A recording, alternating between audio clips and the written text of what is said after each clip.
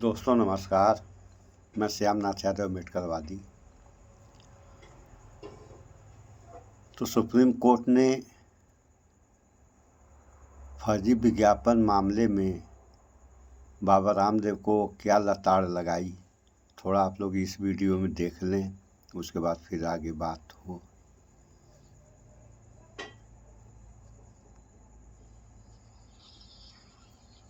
इस तस्वीर को जरा ध्यान से देखिए। इस तस्वीर को जरा ध्यान से देखिए, मोटा मोटा चश्मा लगा कर देखिए। पल भर में कोई शेर, कोई तथाकथित शेर गीदड़ कैसे बन जाता है, इसका एक परफेक्ट उदाहरण रामदेव है। राम किशुन यादव उर्फ रामदेव और उनकी कंपनी पतंजलि। इस तस्वीर को जरा ध्यान से देखिए, इनकी मुद्रा को देखिए। ये वही व्यक्ति है जो कुछ दिन पहले ललकारते हुए सुप्रीम कोर्ट को कह रहे थे कि यदि उन्हें लगता है कि हमने कुछ गलत किया है तो हमें मौत की सजा दे दें, हम पे 1 करोड़ का नहीं हजारों करोड़ का जुर्माना लगा दें। और आज वही रामदेव, यानी कुछ सप्ताह पहले जो प्रेस कॉन्फ्रेंस करके ललकार रहे थे, अदालत को ललकार रहे थे, देश की सबसे बड़ी अदालत को ललकार रहे थे, आज वही रामदेव किस मुद्रा में खड़े हैं जरा ध्यान से देखिए। देख लीजिए, ये वही रामदेव है, किस मुद्रा में खड़े हैं सुप्रीम कोर्ट के भीतर और बार बार हाथ जोड़कर माफी मांग रहे हैं सुप्रीम कोर्ट से। क्या आपने कभी सोचा था कि जो व्यक्ति सरेआम इस तरीके से ललकार रहा है, वो कभी भी सुप्रीम कोर्ट में खड़े होकर इस तरह से माफी मांगेगा? और न सिर्फ माफी मांगेगा, माफी मांगने की हिम्मत भी नहीं हो रही थी। स्थिति यह है कि अपने वकील को भेजकर वकील से रामदेव कहलवा रहे थे कि हम माफी मांगना चाहते हैं, और वकील इनके बदले जाके माफी मांग रहा था। इसके बाद सुप्रीम कोर्ट में जजों ने जो कहा वो सुनने लायक है, और किस तरीके से आज सारी प्रक्रिया चली वो सब कुछ सुनने लायक है। और उस प्रक्रिया में ये बात समझ में आ जाती है जो थंबनेल पर मैंने ऊपर लिखा, fraud Ramdev question mark. Question mark तो एक औपचारिकता है, बाकी खुद ही रामदेव ने स्वघोषित कर दिया है, अपने आप को ये घोषित कर दिया है कि उन्होंने सच में इस देश के साथ फ्रॉड किया है। और न सिर्फ देश के साथ, लगातार सुप्रीम कोर्ट से के साथ जो करने का उनका प्रयास दिख रहा है वो भी कहीं न कहीं सवालों के घेरे में है। जी हाँ, सुप्रीम कोर्ट में जो फर्जी दवाओं का फर्जी विज्ञापन का जो मामला था, फर्जी दवा नहीं फर्जी विज्ञापन, यानी कोई भी दवा निकाल के आप उसका प्रचार करें कि हम इससे बड़ी बड़ी बीमारियां ठीक कर देंगे। बहुत सारा प्रचार रामदेव ने किया था, जिसकी वजह से मामला अदालत में गया। और इतना ही नहीं, अपना प्रचार तो कर ही रहे थे, दूसरों को बदनाम भी कर रहे थे। अंग्रेजी दवाएं जो होती हैं उसको लेकर तरह तरह की टिप्पणियां कर रहे थे और उन पर आरोप लगा रहे थे कि ये लोग बरगलाते हैं। और जबकि खुद ही अब सुप्रीम कोर्ट में जाकर अपनी गलती स्वीकार रहे हैं। तो सुप्रीम कोर्ट में आज क्या कुछ हुआ, क्या क्या कहा गया, उन सारे मुद्दों पर बात करेंगे। तो ध्यान से सुनते जाइए किस तरीके से आज सरेआम पूरे देश के सामने बाबा रामदेव की पोल पट्टी खुल गई है, सारी हकीकत सामने आ गई है।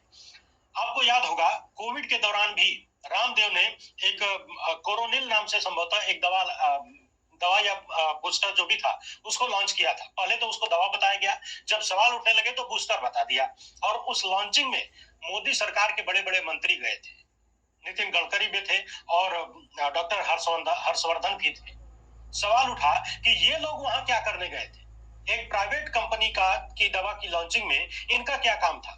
वैसे भी जब जियो की लॉन्चिंग में प्रधानमंत्री जा सकते हैं तो फिर रामदेव की दवाई की लॉन्चिंग में ये लोग तो जा ही सकते हैं। दूसरी बात ये है कि आज सुप्रीम कोर्ट ने न सिर्फ रामदेव को बल्कि सरकार को भी लताड़ा है, लेकिन सरकार तो एकदम सरेंडर करती हुई दिखी। सरकार ने वही कह दिया, वो खुद ही कह दिया जो अदालत कहती। सरकारी वकील ने खुद ही कह दिया कि ये नहीं होना चाहिए था, जो हुआ है वो गलत हुआ है। लेकिन रामदेव ने किस तरीके से कथित रूप से जनता के साथ फ्रॉड करने के साथ साथ पूरे देश के साथ फ्रॉड करने के बाद अदालत को भी, यानी देश की सबसे बड़ी अदालत सुप्रीम कोर्ट को भी कहीं ना कहीं फ्रॉड का शिकार बनाने की कोशिश की है, उसको जरा ध्यान से देखिए।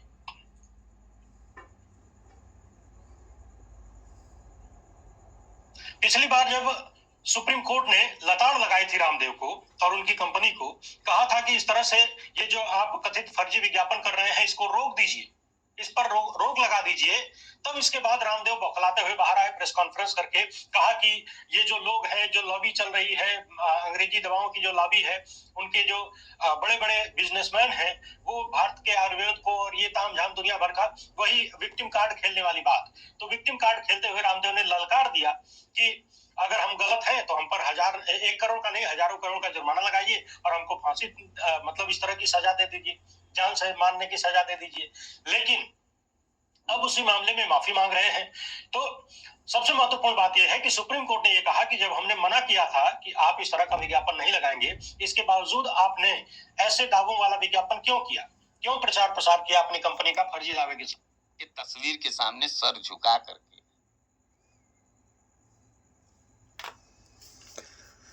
तो समाचार आप लोगों ने देख सुन लिया। तो ये कहानी बाबा रामदेव की है। तो पहले रामदेव बाबा, उसके बाद योग गुरु हो गए, फिर लाला हो गए, अब फ्रॉड रामदेव हो गए। तो इनकी तमाम जो है प्रोडक्ट फेल भी हो गए। इनका आंवले का जूस सेना से बाहर कर दिया गया और घी, इसमें भी फंगस वगैरह मिला था। आटे की वही हाल, शहद का वही हाल। तो ये सब जो भी हो रहा है, ये अब तो किसी से छिपा नहीं है। जनता जागरूक हो गई है और जनता जान भी रही है। इतने के बाद भी इनके सामान बाजार में बिकते रहेंगे। क्यों? इस पे विचार करें आप लोग। हाँ, एक बात होती है, अगर सामान सस्ता है, खराब है, तो लोग ले लेते हैं सस्ते के मारे। लेकिन इनके सामान सस्ते भी नहीं हैं, काफ़ी महंगे होते हुए भी बिक रहे हैं और बिकते रहेंगे। ये बंद होने वाली तो हमें उम्मीद नहीं है कि बंद हो जाएगा। तो इस पर विचार करें आप लोग।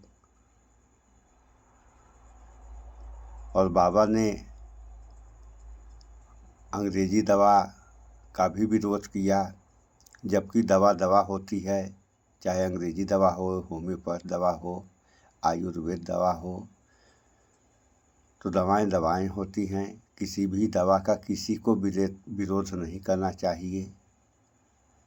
लेकिन अपने फ़ायदे के मारे ये लोग दूसरे का विरोध करते हैं, वो भी इस तरीके से विरोध, जो कि कोई भी दवा, चाहे अंग्रेजी हो, होम्योपैथ हो या आयुर्वेद है, ये सब जीवन रक्षक दवाएं होती हैं। तो जीवन रक्षक दवाओं के बारे में ऐसी सोच ये लोग रख रहे हैं और कहते हैं कि हम बाबा हैं। अगर इसी तरीके के बाबा इस देश में हो गए तब तो देश गया। और कहाँ गया, कमेंट में आप लोग बताएं। तो इस वीडियो में इतना ही। स्वच्छता अपनाएं, शुद्ध खाएं, स्वस्थ रहें, शिक्षित बने। जय विज्ञान, जय संविधान। नमस्कार।